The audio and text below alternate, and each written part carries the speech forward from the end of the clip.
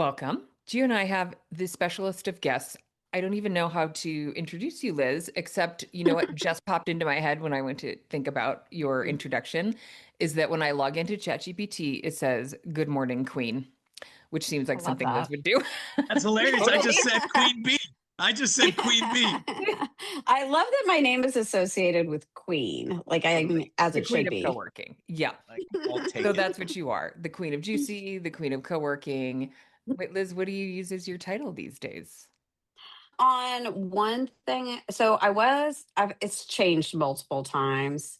It was boss lady for a while, but then there was kind of a backlash. So Against. I just went with founder for now, but it'll change. It always changes. Okay. Founder of Link, founder of Juicy, futurist. Yeah, I all love that it. stuff. Yeah, Yeah.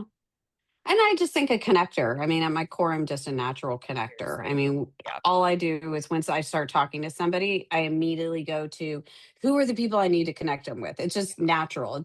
It's just in my brain that way. Yeah. And we've been doing this for a long time. I was just emailing the Lexi group about my membership. And I was like, I've been a member of Lexi since 2013. And I can still picture, I think you called me like when I was in Chicago and Hmm. just had started Hmm. MySpace. So speaking of Hmm. connection, you Yeah, were my magnet into the co-working industry. I love I it. I know love it's it. a I want to long be that for time. everybody. I'd like to be a magnet. And you are. Yes. Speaking of, it's funny. Your name has come up at least a half dozen times since Thursday. Oh, do Mm. tell. So I had lunch with Frank. So Oh, Frank yeah. brought it up, right, along with Jamie Hmm. and Hmm. everything else. So I was funny. I told Jamie, I was like, I got to hear every time I meet with Frank, it's some latest episode of his life, right? This time Yeah. we got into his hunting escapades as a kid and Oh, okay. Fun. went through all that fun stuff. And then the latest was earlier, I talked to Blanca from Sphere Mail. Oh, yeah. She said, I guess you had called her. And interesting enough, they're doing really well in co-working, but yet don't want to come to the conferences. So Their awesome. loss. They haven't come in a long FinTech. time. Yeah. Hmm. Hmm. Yeah. So it was she's like, yeah, Liz just or she said Juicy called me. Oh, and then I talked to Zach. I was trying to figure out Oh, Zach's nice. schedule to go in and try to finalize travel and all that fun stuff. So Wait, is Yeah, he I going to still, GC? yeah, Oh, we're nice. hiring him to do some of the video work and some podcast. We're doing a live podcast during Juicy with Caleb. Oh, very nice. Mm-hmm. That's awesome. he's done the last 2 years, right? Mm-mm. Zach, or just last Oh, year? Zach has. Zach has. I thought you were talking about Caleb. Caleb's just Yeah. this year. Yeah, no, Caleb's awesome. I'm glad he's coming. All right, so let's start there. So let's back up. Okay. Everyone's getting ready for Juicy, which is one of the many reasons I wanted to get you on, but certainly we've got Juicy right around the corner in New York. We're back in New York in April, so super excited for that. So give us the quick rundown. Go for it. So it's our fifth time in New York. It is our 50th event. So we've got a five theme. Yeah, 50th event in the world. Yeah, I know, crazy. Started in 2013 in Austin, Texas. And actually 2012, I take it back, 2012. And yeah, we're super excited about it. We have changed things up this year. So honestly, I was getting bored. And I think everybody else was too. It's just, I'm sure you've heard this. I'm like, it's just us talking to us about us. And I'm bored with that. Like, I'm bored with that. Do we need to have some of those? Yes. Does it need to be the whole thing? No. So I went back and looked at, I run into people all the time who want to talk to me about Casper, who spoke in 2015 or 16 about community and religion from Harvard Divinity School. Okay. And he was he'd always been one of those people always talk about. And he really had nothing to do with co-working. He was from a different lens, but about community. And I was like, what if we changed a whole bunch of the conference to be co-working adjacent? So people talking about things that can kind of help everybody, but aren't necessarily co-working centric or from co-working. So almost a TED talk from a variety of people. So, on one stage, we're going to be primarily doing that with, I think we've got one panel on the first day on that stage. We have a secondary stage where we're doing, so that's one stage is kind of focused on these kind of adjacent talks. We have another stage where we're doing a few panels, but not a ton, just topics that we just decided we couldn't live without. And then on the third, we're doing podcasting. So some of the podcasts will be live, some will be recorded. They'll both be out on Brave and Juicy. And that room is really focused on real estate because that's kind of what Caleb's super into. So if you are real estate focused, you're going to love a lot of that content. I would say the panels are more community, and then the other talks are more strategic. And then, as we do, we hunted down people from around the world that we're excited about. I saw Yuri from Hit Coworking, that's based in Argentina, speak at Coworking Spain. And so I stole him. I'm like, you have to come talk because he's doing really innovative things. So check out Hit Coworking. And then through my lovely connections at Industrious, I got connected with Annie Dean from CBRE, and she and I are doing a fireside chat. Annie Dean, like the Annie Dean? Yeah. I was just looking at that. Holy cow. I'm such a huge fan. Yeah. Yeah. I'm intimidated and I'm not often. And I was like, oh, so you can do a talk on kind of anything you want, just whatever you think would resonate. She's like, I'd like to do a fireside chat with you. And I'm like, okay, great. Look like a badass. Yeah, she is. Like, She is. like none of them have her smiling because she's like about to take over.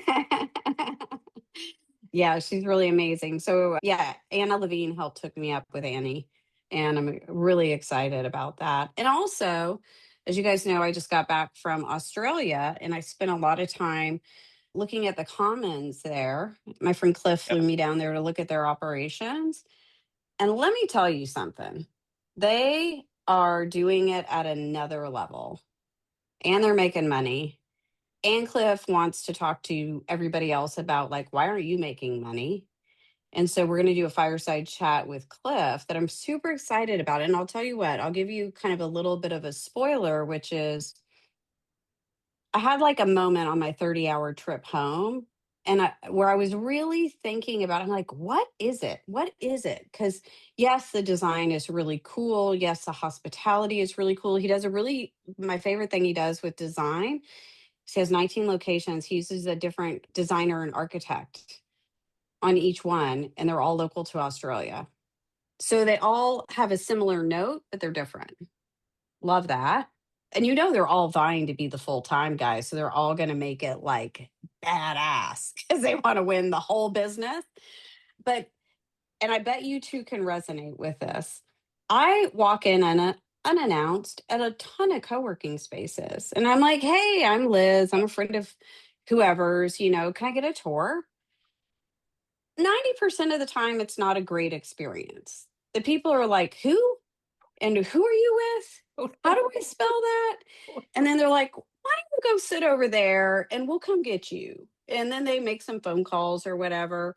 And rarely am I, really greeted with real hospitality. I've been turned away. I have been made to wait for long periods of time. I've had people take me on tours that knew nothing about co-working. Like, it's generally not a good experience. All right. I rocked up to not one, not two, but three of Cliff's spaces unannounced. They didn't know who I was. They don't know who Juicy is. And I was like, hey, yeah, I'm a friend of Cliff's, and I just was hoping to get a tour. They literally drop everything they're doing. They never stop making eye contact. They start asking me a million questions about me personally. They are like, helping, like, what part of the tour would be most interesting to you? They get another team member and say, you've got to cover the desk because I've got to tour Liz around. By the way, this is Liz. She's from Austin. Like, unfreaking believable, to the point where I was like, Cliff, did you prep people? And no, they didn't know what I was doing. And it was amazing. And I felt like when I left, I felt like I had a new friend. So I'll tell you, I had the exact same. So you were in Sydney, right? Or did you go to Melbourne?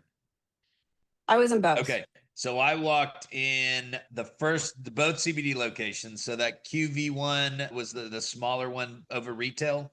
Mm-hmm. And again, I don't even know Cliff, right? So Mm-hmm. I just walked in and I was wet because it was raining out. And so, I mean, immediately, same thing. She just jumped in and gave me a tour and walked me back there. And she's like, but you really need to go look at her 55 Collins location. And I walked into that one, and that one's in an office building. It is stunning. They have multiple floors, right? They've got the bar, Yeah. they've got the whole wellness side down. It was the exact experience you just mentioned is exactly what I had. Mm-hmm. Right? Yeah. She was clueless. I was Unbelievable. trying to explain to her who I was and what I did, like I was somebody special, and she's like, "Well, I'm just going to treat you like you're someone special, whether I believe you or not, or whether you are or Unbelievable. not." Yeah. Like Everybody they, listening, your team should be doing the same way. I totally agree. Yeah. yeah.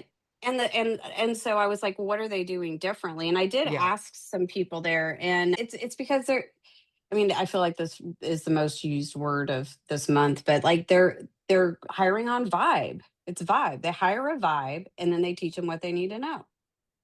But it's really intentional. I mean, that's owner driven, and Yeah. then they're hiring, they're right screening for that. I mean, it might be a Mm-hmm. vibe, but they're screening for it, and they're training Yeah. on it, and they're making it an expectation. I mean, if you hire somebody who comes from that type of background, it's easy, but Mm-hmm. can Well, also, and I was like, their training must be a month, right? No, it's a week. But then they train with other people for quite a while. yeah. And here's the other thing I noticed that I love, and co-working spaces take note of this.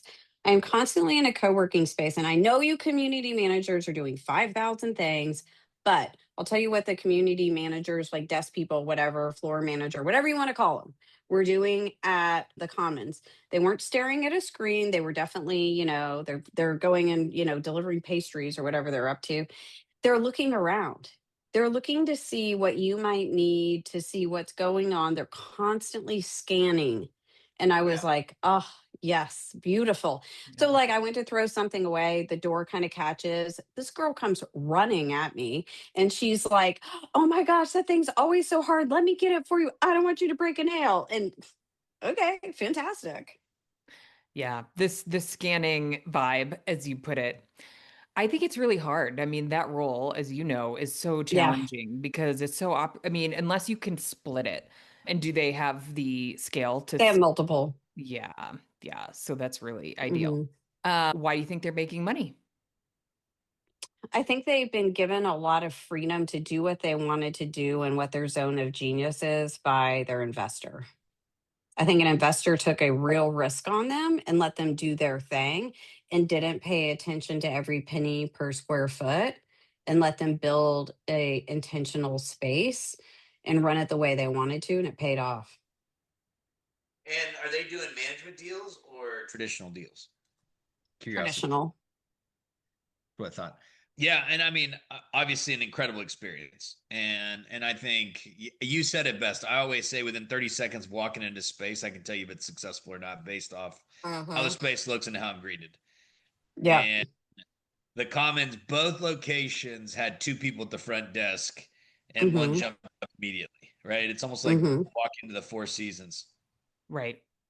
So Yeah, they've got it locked and loaded. So I'm very excited because Cliff pushes me off all the time. I'm like, "You're the most popular podcast I've ever had.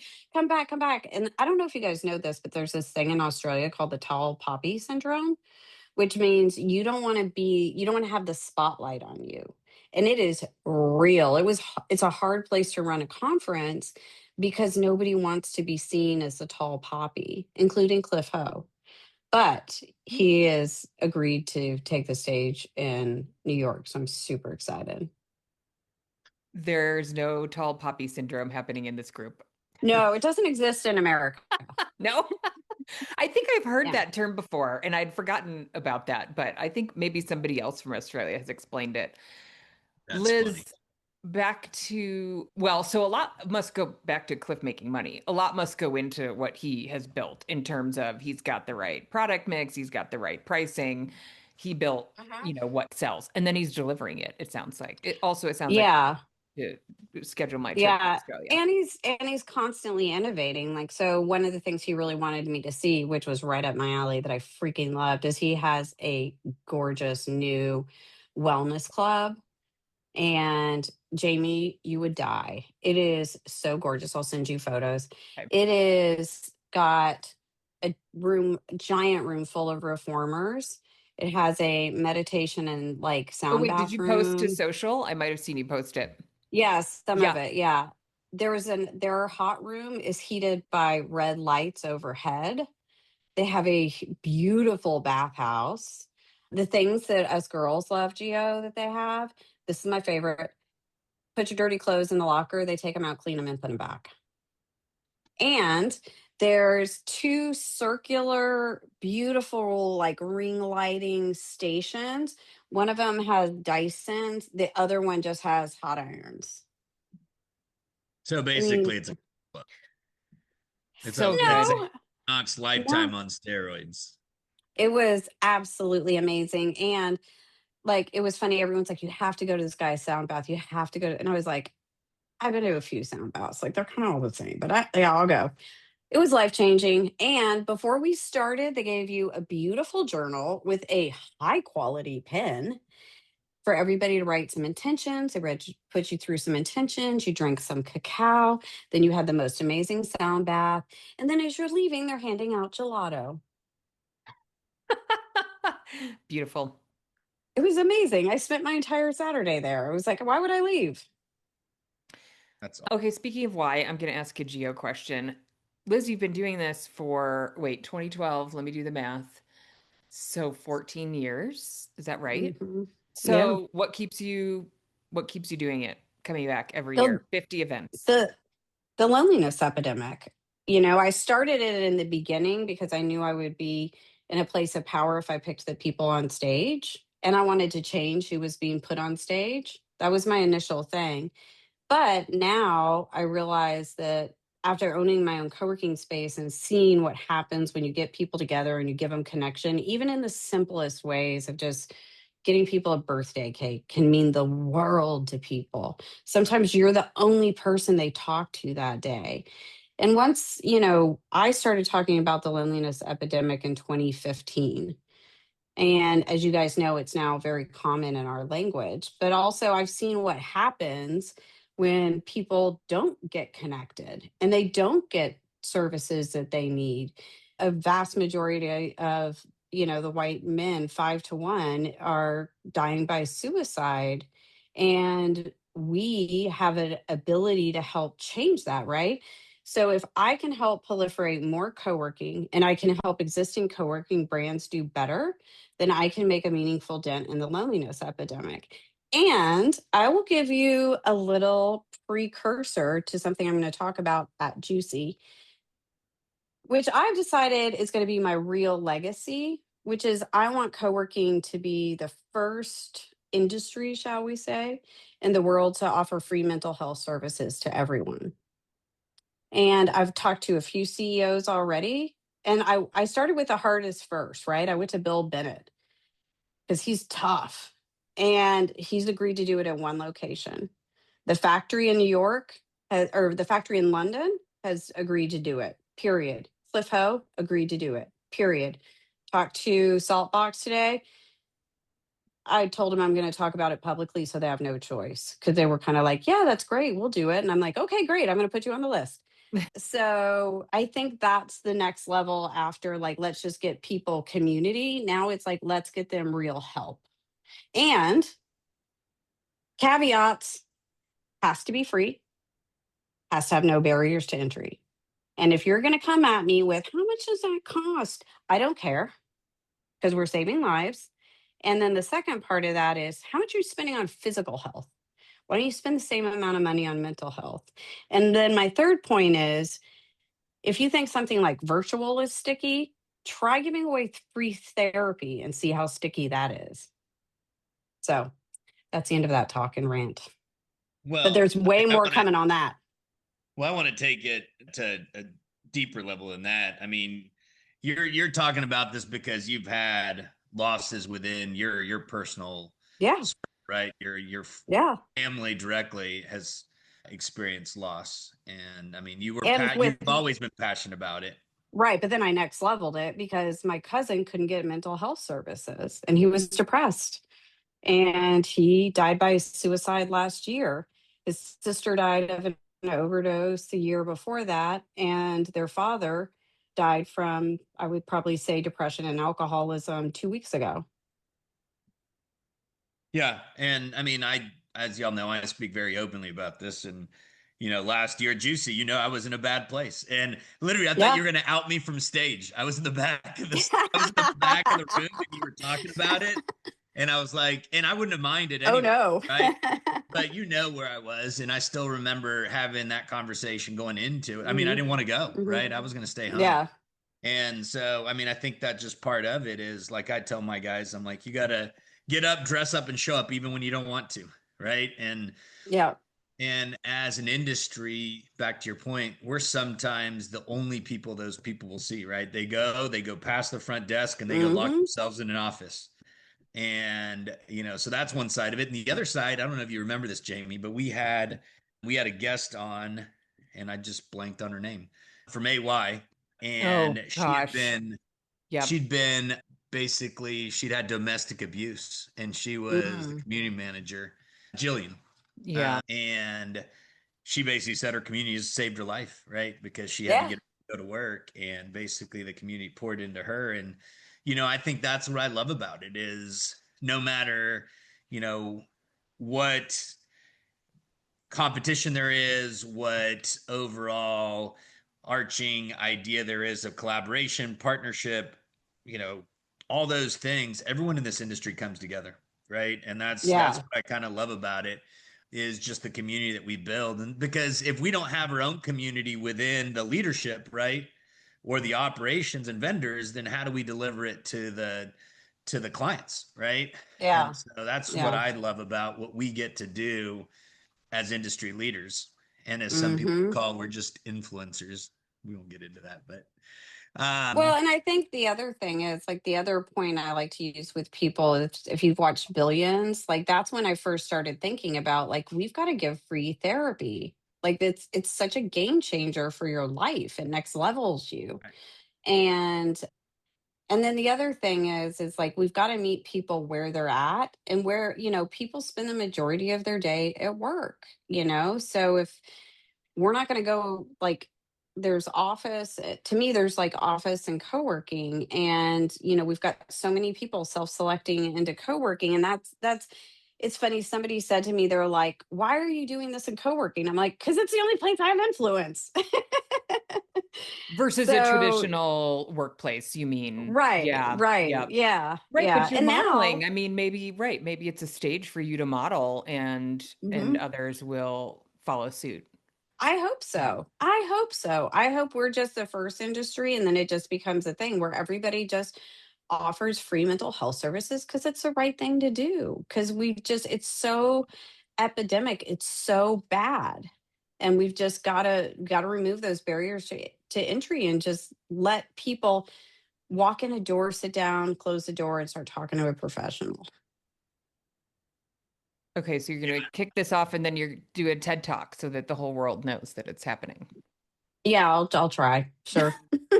Here's the reality: if Javier can go to like the middle of Europe and give a TED talk in English, I'm still blown away. I'm like, how did you end up That on a was stage with me? impressive. Yeah, And that was impressive. like Bulgaria or somewhere like that in Mhm. English, and I'm just like, where did this come from, and how did you get that stage in that place? So, Mhm. so you can get a stage. I know you can. Yeah. So let's kind of talk about Judah Space, right? So it Mhm. is you've got a super unique space Mhm. that you've partnered with in New York, and so Mhm. let's talk about that. I've never been in it. Excited to see it, but Mhm. they become good friends for you. Yeah, yeah. So Judah came to his first Juicy was last year. And then he was like, "Hey, do you have an event space in New York?" And I was like, "No." And he's like, "Well, if you bring Juicy there, I'll give you a great rate. And we should do something." I was like, "How many people can it fit?" And so yeah, it's really great. He actually is killing it in the conference business, I which bet. I tell co-working people all the time, you should look at the event business Yeah. because it's pretty good. You have to be So really yeah. serious about it and really good at it because otherwise Hmm. it's a big liability of unutilized square footage. But Yeah. I'm with you. I'm usually very pro, especially in major markets. There's so Well, much plus, demand. yeah, and we get priced out of so many things, Right. And so yeah, New York is crazy expensive to run an event, to get like AV, to get catering, like it's really, really expensive. So, so when you enter the space, he has his own entrance. If you go up, that's where all of the talks are going to be. And then if you go down, that's where all the fun and sponsorship is and the food. It's all downstairs. So we've split it up. We're just a block from Bryant Park, which is Mm. great. So there's so many options for places to grab a coffee. We're gonna do kind of like a walk and talk around Bryant Park on one of the breaks. We encourage you to go outside and enjoy the city. It is in April. So, I was convinced I was going to have this beautiful weather in Boston, and we got It cold was so rain. bad. It was so bad, but then everybody stayed in the venue, so there was that bonus. But I'm really, really hoping we get this freakishly warm, beautiful April spring moment. I mean, So we'll it's a great, see. but you never know, right? Mother Nature always surprises us. But it'll be good to be back in New York for the 50th event. Hmm. Exciting. Another one that we talked about that maybe you'll give us a little teaser on was you were talking about nutrition and some of the things that allows for us to. Yeah, unfortunately, I didn't really get that one fully formed. Some of the chefs we weren't able to find a chef that we wanted to really bring in on that talk, but Chris Muller is going to, I'm sure, talk some about the future of food. But in doing my research for the mega trends, one of the things I found was changing menus to be where you can identify food that's like gut healthy, heart healthy, longevity healthy. So, of course, just like we have little symbols for like vegan or gluten free, we'll start seeing menus really change around what are you focusing on, especially as, the incidence of cancer in the intestines and the colon are just through the roof. And I mean, I know I've had it. So, we really need to see people change their food in a really meaningful way. And I think we're going to see a huge shift towards better food and whole food in the future. And so, as an operator, that's literally something you should be thinking about because a lot of people have F&B. A lot of people like, I work out of a space in Austin called Jevity, and they bought in a partner to put in a cafe, and it's phenomenal. And the food's super healthy and it's really good stuff. And like that's important. And that's important to the type of people that are attracted to Jevity. Now, is that the one with the really cool wellness Yeah, that yeah, you sent yeah. And pictures they're of on the and all that fun podcast today stuff? for Juicy. Oh, Oh, awesome. Yeah. nice. Uh, I gotta I'll catch have to up on these repost that. episodes. I was texting myself links to listen to while I while I walk the dog. That sounds fantastic. Yeah. I love Thank that. you. It's a great Well, let's space. talk about. Yeah, no, it's beautiful. I need to get down there and look at it, but I've seen all the pictures you sent. We've talked about it. Let's talk about some of your other mega trends for 2026. We're Ooh. still early enough that we can still use those. So what else do you have Yeah. on? I think that we're going to see a big embracing of AI in a really good way. I really strongly encourage you to, take time in your calendar, like daily or at least weekly, to just play around with AI. Like, Yep. just learn things about it, understand it. Like today, Emily sent me a like program that just busts out contracts in 4 seconds and they look beautiful. And I'm like, how did you even do that? She's like, I'll teach you my wicked ways. And I'm like, please do. So I think, we're going to see a lot more around AI. I am really ready for a design revolution. I don't feel like we've seen a lot of innovation in that area. like for instance, like we're all in these phone booths and they're great. And I love a phone booth. But like where are these like acoustic cones where we're supposed to just be able to stand in them and have a conversation? What happened to those? Like why isn't the furniture more sound absorbent? Also, having just been to Australia where it's like part of their law that you have to have the cords easily accessible, why are cords still messed up? Why am I still crawling around trying to plug in my computer? Like under the Um, table. yeah. Yes.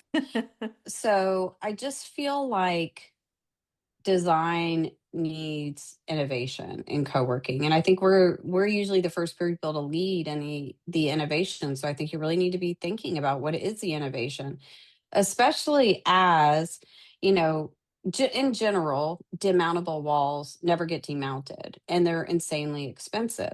So like what's a better way to reconfigure on the fly, right? I know Very has their walls. I know Dirt has walls, but like where's the innovation here? Where is there a space that we can just easily reconfigure?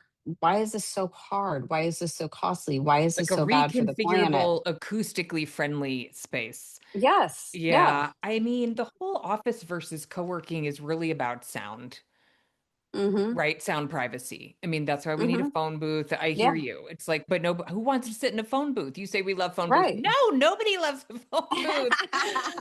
It's brutal. And it, it prevents people from going to co-working spaces. Like you probably, Liz, do you go to a co-working space when you record your podcast? No, I can't. Right.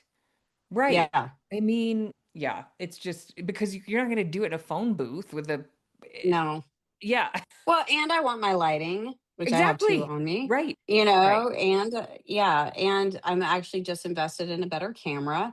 And so, yeah, I'm going to have actually, it's so funny you said that because I was like, where is the company that will come to my house? Or maybe I should just ask Zach and just set it up for me. Oh my God, totally. Yeah.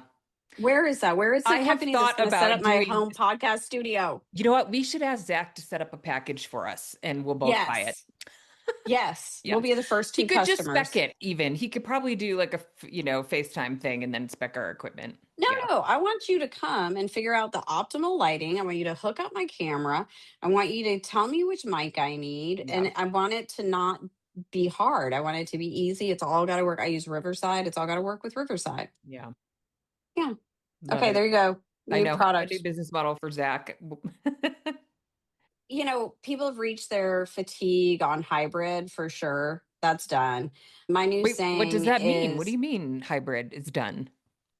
well, I mean, it's just part of our DNA now that you're not going to go somewhere 5 days a week from eight Yeah, to five. got You're it. just not. That everybody gets to pick and choose where they're going to work, when they're going to want to. Yep. The reason all of this remote, like all these, CEOs who came on and were like, you have to go back to work.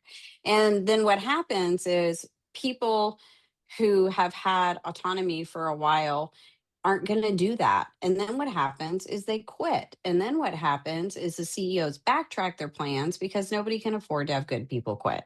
Yeah. So that's why they've quietly all like backtracked. And now people are getting a choice. And office is the place you're told to work, and co-working is where you choose to work. So people are choosing co-working and they're choosing it more than ever. And the numbers don't lie. The last co-working cafe thing said, it's almost 9,000 spaces in the US. I'm sure next year will be well over 10. So that is the great reconnection where we're focusing on spaces where we feel connection. And then I think another thing that's important is looking at what younger generations want because they're very different from us. So I've got a cold brew company coming to Juicy, and I told them, well, you guys need to show up at like 2 in the afternoon because that's when people will want like a cold beverage. And they're like, actually, other generations start drinking cold first thing in the morning. And I was like, oh.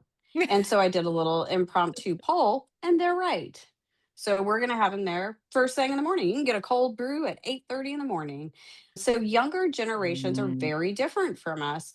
When I was at the Commons in Sydney, there was a woman who looked straight out of Devil Wears Prada. One of Cliff's spaces is in like the fashion district. And so all these amazing brands are in this one co-working space.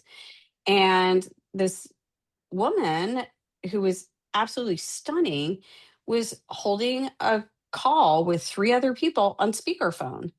And I'm like looking around, being like, why isn't somebody stopping her? And I spoke with Balder, who works at Commons, and I was like, is that like okay here? And he said, I think it's a generational thing, which is a new way of saying you're old. And I was like, huh. And I'm like, so the younger generation is just going to be taking calls on speakerphone everywhere? And he's like, yeah. So also why we need more acoustics. I wonder why And that then, is. Like, what drives that? yeah, I think it's they've been in their lives their whole that Yeah. technology has been in their life their whole life, Yep. and it's easier for them. So Yeah. I think that's Totally. why. Yeah, it's But such a good yeah. point though. If like you like form follows function is like one of my favorite quotes. It's like, well, right, if they're wandering Hmm. around making phone calls out loud, which to your point, like our generation, it's like Right. We're like, WTF. what? Do you even yeah. Why isn't somebody stopping them? Right. Like that's grounds for like cut their membership, kick them out, Right, right. turn off the Kesey And I'm access. terrified this is going to happen on planes. Terrified.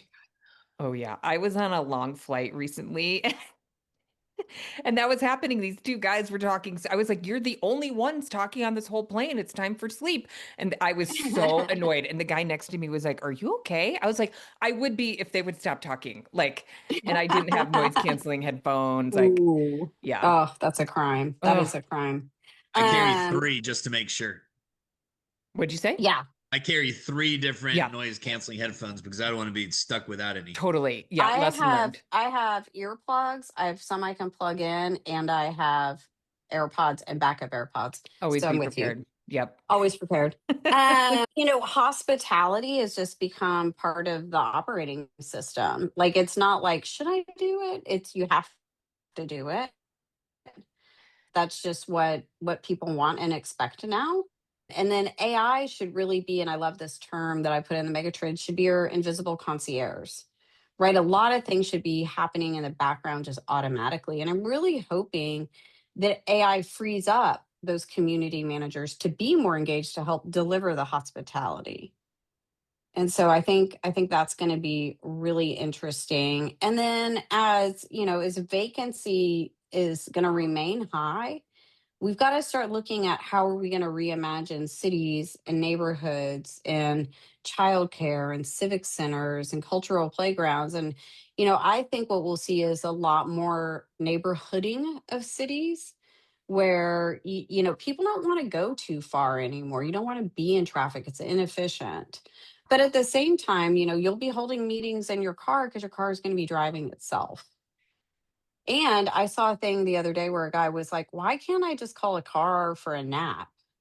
And I was like, that's hilarious. But also they were in London where like cabs are way nicer than here where they're kind of disgusting. The Waymos are nice though. So I we haven't been have, in one yet. okay, I would love to, but I live just south of San Francisco and it yeah. is so bizarre.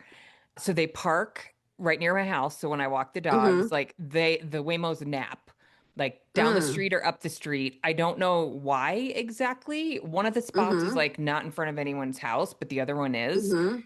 And then I'll be driving down the street and there will be six of them coming at me. Oh, It is like weird. we're living in the future. It's so crazy. Yeah. I was dropping off a family member at a doctor's appointment and waiting, and I just found a place to park. And it was funny because it's a Waymo like gathering spot close by. And yeah, the vault, it was just bizarre to see them just coming and going. It's like Yeah. touch base, hang out for a little while. Okay, now I'm gonna go. Like, Wait, do you have it's Waymo in bizarre. Austin? Yeah. Oh, I didn't know they were in Austin. I just hope Oh, they like go crazy. everywhere before Dagny goes to college.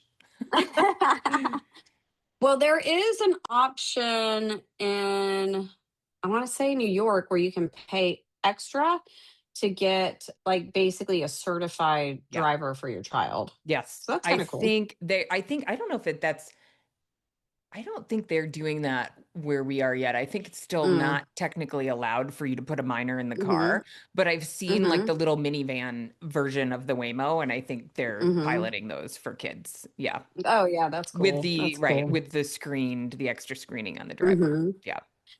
Yeah, and then just shifting gears to another thing we're going to see a ton of is like this Jevity space I work out of in Austin, what Cliff is doing, like this integration of wellness and co-working is really coming. Austin is just like a hub for all Yeah. things wellness right now. And it's super fun. Even Meow Wolf is opening up a huge like bathhouse here. Like every other day, there's announcement of a new kind of wellness brand coming to Austin. But people, and especially younger people, they want spaces where they feel like their heart health is being addressed. They can reduce their nervous system overload. They have the option to take a yoga class in the middle of the day. And then what are the other things that are reinforcing their health around them? So I just think, and we've got a panel at Juicy on kind of this merging of wellness and co-working with some really great brands, and I think that's going to be a really good talk because I think we're going to see more and more of that. Like it's just wellness in the future is just such a thing. And I think the other thing that's interesting that I think your listeners would really probably want to think about is there's a real race for a data advantage right now. I feel like, IWG was chasing the numbers with instant. Yardi and WeWork are working, together but separate on data. And so now that's, two really big people looking at it. And then there's so many people trying to figure out how to get the best data for co-working because, with all the different nomenclature, it's really hard. I love what they're doing in London with Win, where the operators have come together, agreed to share data, and then bring it to an accounting firm that kind of sits in the middle and then spits out reports for them. Like that's very cool. So I think there's a real race to be the data house, and I don't know who's going to win that, but I know there's a lot of people after it.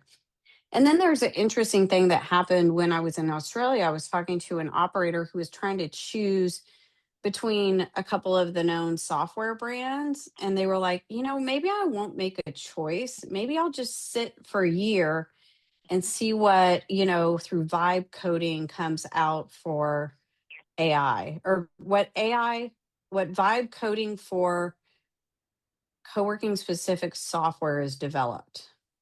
Like, are we going to have all these other options because AI makes it so easy to make an app? So people are delaying decisions to wait to see what happens with that. I think that's super smart. Yeah. So much Yeah. changing right now. I know. I was thinking this morning, sometimes I feel like stressed, like so much is not because I need to keep up with it, but because it's so Mm-hmm. fascinating. And sometimes I worry, like, or not worry. I think about like the pace of change right now with AI is like nothing we've ever seen. Well, You know? the pace of AI coupled with, I actually was like, when everyone's like, we're in these unprecedented times, I'm like, I feel like some of these world wars were a little worse. And maybe we're all just being a bit dramatic. So I did the research. It's absolutely unprecedented. Yeah. Also, because the volume of data we can get and receive and it's Yep. coming at us. Yeah. So actually, we're not all big wimps. It is unprecedented. And so you've got this geopolitical shit show happening along with our climate change is accelerating, along with technology is moving so fast I can barely keep up. So there's a lot of things going down right now, which means it's more important than ever that you pay attention to your health and wellness. Love how Yeah. she Yeah, no, just without a doubt. wraps And it in a bow. I was listening to a podcast and they were talking about how they were comparing it to the Industrial Revolution, right? Where they would like when the steamroller and stuff like that started coming out, they're like, everyone's going to lose their jobs and what are we going to do? And I think it's unprecedented from so many different levels at the same time. But from an AI perspective, there's still things that AI can't replace, right? It can't replace, AI doesn't have empathy, right? Mm-hmm. That's a big one. But they can't do certain skills. Like there's a shortage. I was reading an article that was talking about how there's a shortage of like emergency service techs, right? There's a shortage of people that are working out in the construction field. There's things that AI can't replace. And so I think that's part of the interesting evolution is where and how are people focusing and using AI to become better, as opposed to, you know, it's always interesting for me right now as we negotiate contracts in real estate. People are like, hey, I rent this through ChatGPT. Yeah. It said I'm getting the bad end of the deal. And I'm like, well, yes, you have a space that is fully built out. You don't have a renewal option. And essentially, you don't want to sign a guarantee. So, yes, you're going to sign a less than favorable deal because you really don't have any leverage. So we can negotiate the best we can, or we can go down the street and you can spend $1 million to build out a new space. And so it's interesting. AI doesn't take any of those things into consideration. I think it's a great tool to use, but at the end of the day, it's not the Or only that person tool didn't prompt it well, but they don't have the years and decades of experience that you have. Yeah. But the legal it stuff doesn't is know what's pretty, going on the other. yeah. Yeah. So, I mean, I just think it's interesting. I mean, back to Liz, you made a great point, is how do we play with it? How do we figure out how to utilize it and leverage it and not look at it as something that's going to replace us? And that's the thing. You use the Industrial Revolution. I use computers, you know, because I was around when computers kind of came out. And, you know, same thing. We're all going to lose our jobs. Did anybody lose their jobs because computers came out? Like very few. So, and I think what's exciting about it is it's actually going to, I think, lead to a real rise in creatives, right? Because AI has some creativity, but the only creativity it's got is taught from humans. Like it does not have the complexity of the human brain. It doesn't have the experiences. It doesn't have the life. Like there's certain things you just can't replicate, right? And so it's a kind of rise of a creative culture, which I'm here for. And also, you know, it's like, will it be used for bad? Yes. Will it be used for good? Yes. Why don't you just use it for good? And I love that you use the word play. Like if you are like, I'm going to go play with AI for an hour, that's so different from I'm going to go learn how to, you know, it's like just change your attitude about it. It's fun. It's interesting. It's helpful. Yep.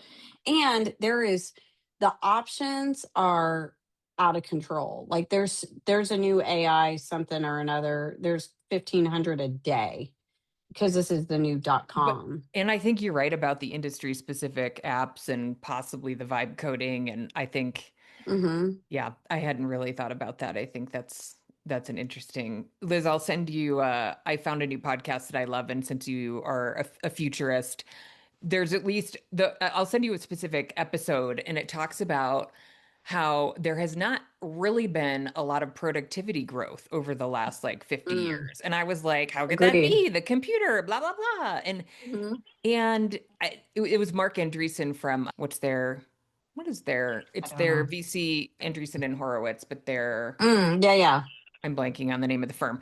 I mean, the guy is super, super brilliant, but he's arguing, and he might have did he invent Netscape, like the first browser? So he was around for that whole thing. And his view is like productivity gains have been relatively small over the last 50 years. And AI is like changing all of that dramatically. Yeah. Yeah. Love And that. he talks about with the computer, that didn't lose jobs. It was just like the tasks that you did changed. And that will change with AI, you know, too. Like the thing, 100. what you do in your job will change and how you do it. Anyway, Yeah. I'll send it to you because it's super interesting. Oh, thanks. And just another thing on the mega trends that I was just thinking about is I really feel like you can't call it out enough. Like neurodiversity is just coming our way in unforeseen numbers. Like it's off the charts. And we've got to be looking at how do we design spaces for neurodiversity. The Kay Sargent for HOK talks about a lot. She talked about it at GCUC in 2021. And so, like, I feel like it's one of those things, like, I talk about stuff, and everyone's like, yeah, yeah. And then it comes to roost and they're like, oh, yes. I feel like neurodiversity is one of those things. Like, we have so many people coming at us that are going to work in a different way. They're going to need different experiences from us in the workplace. And like, how are you going to handle that? And like, I have not seen yet, there's plenty of schools for neurodivergence, but like, I can't wait to see the first co-working space for neurodivergent. I think it just has to be integrated. I mean, to your point, it's just like people are going to work differently because Mm-hmm. they grew up with the, digital natives. They're more neurodivergent and Mm-hmm. but what's interesting is the people who can afford to open a co-working space are older by definition, right? Like, Mm-hmm. so Yeah. there's going to be a time where, right, older generations are creating the space, but they don't have the Right. same lived experience as the people using them, which is probably right about now and maybe the Yeah. next 10 years, and then Yeah. it'll shift. Yeah. Yeah, for sure, for sure.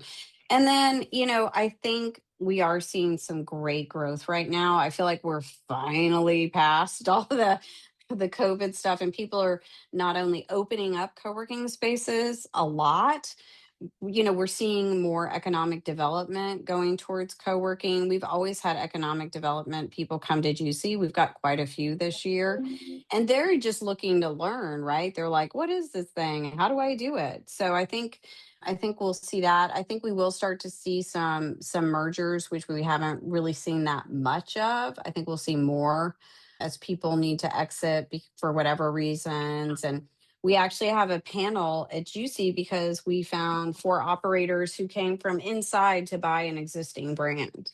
That's a really interesting trend. So, Second Home, Cahoots, Bond, and The Yard.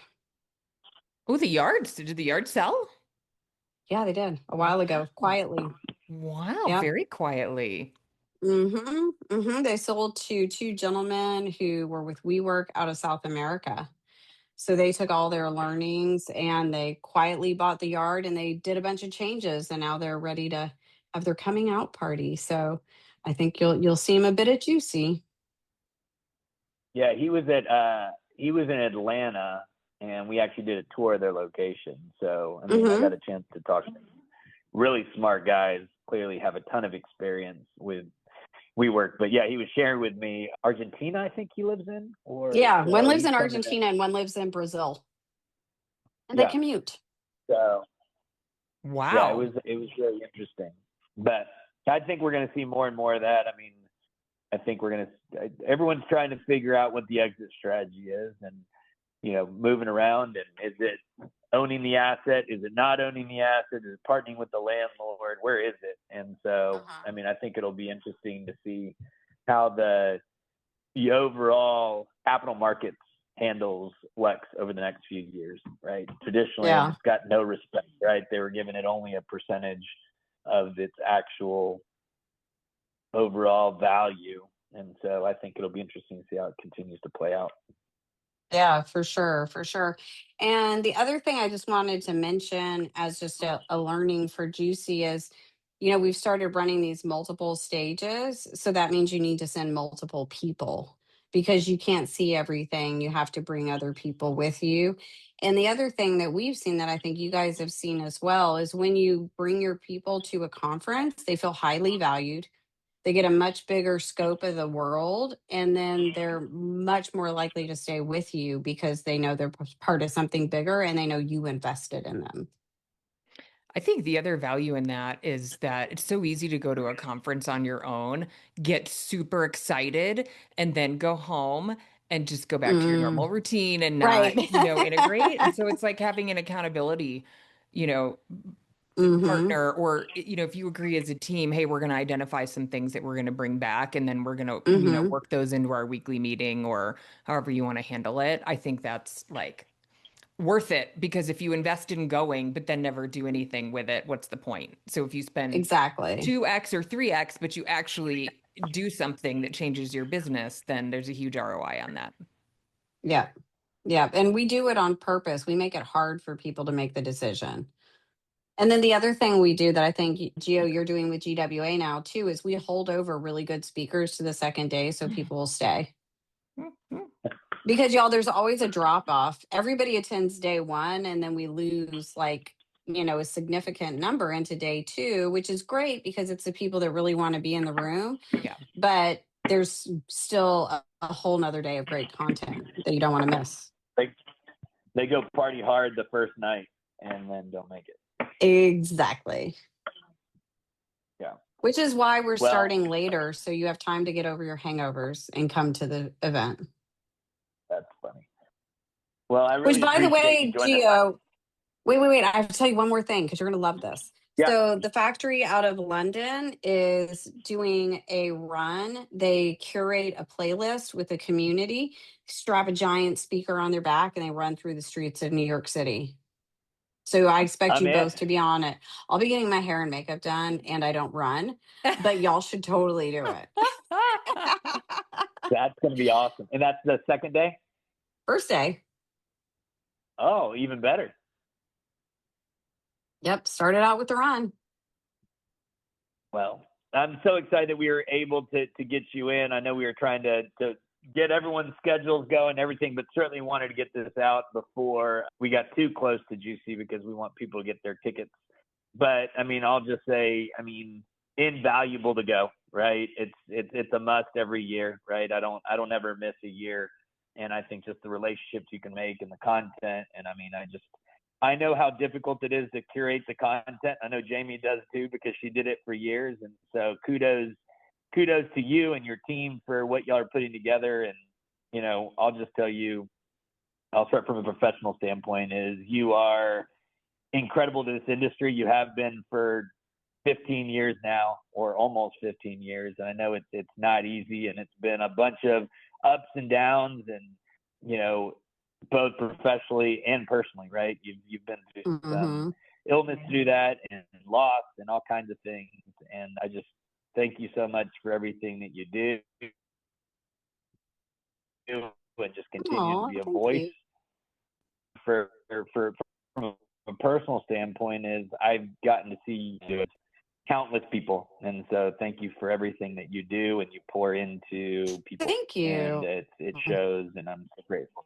Well, thank you so much for having me. This is just an example of like us eating our own dog food, right? We can't tell all of y'all to be collaborators and not competitors and then be competitors. Like when Janie was running GWA, we were constantly, I'm like, hey, here's a sponsor. And I was like, when are you going to do it? Because I'm going to do it here. Like what you guys don't see is in the background, we're totally collaborating. And it's so great. And it is just, I consider both of you guys really, really dear friends of mine that I'm going to have for life. And like, that's because of co-working. Yep. Well, it's because I heard a sermon the other day. I heard a great sermon the other day that said, we all need 3 a.m. friends. And so I tell people, in order to have 3 a.m. friends, you have to be a 3 a.m. friend. And so, yeah, I love that. I think that's part of it too. So I'm grateful for both of you for that. Yay. Well, look at that little love fest. So cute. Yay. Hercules. Now I just ordered a mic on Amazon. I love it.